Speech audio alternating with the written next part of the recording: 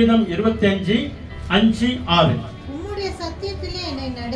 உம்முடைய சத்தியத்திலே என்னை நடத்தி. ஆண்டவரே, அனுதினமும் சத்தியத்தை கேட்கிற ஆண்டவரே, உன் சத்தியத்தை கேட்கிற ஆண்டவரே, பைபிளை படிக்கிற ஆண்டவரே, பாடுற ஆண்டவரே, ஜெபிக்கிற ஆண்டவரே, அதனால உம்முடைய சத்தியத்திலே என்னை நடத்தி எனக்கு நீர் போதிங்க ஆண்டவரே, கற்றுத்தாங்க ஆண்டவரே.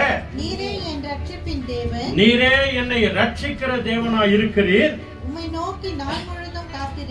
உம்மையே நோக்கி நான் நாள் முழுவதும் உம்முடைய முகத்தை நோக்கி நான் பார்க்கிறேன். கர்த்தாவே, உம்முடைய இரக்கங்களையும் உம்முடைய காருண்யத்தையும் நினைத்தருளும் ஆண்டவரே. அநாதி காலம் முதல் இருக்கிறது.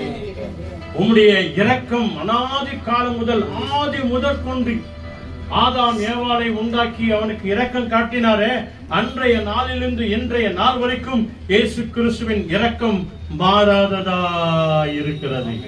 உங்களை என்ன மாதிரி மனுஷன் பார்க்கிற மாதிரி பாரம்பட்சம் பார்க்கிறவர் அல்ல. எல்லாரையும் ஒரே மாதிரியாய் பார்க்குவார் அவர்.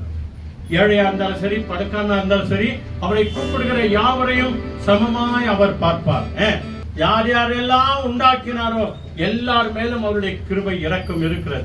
நாம ரட்சிக்கப்பட்டோம். அல்லேலூயா.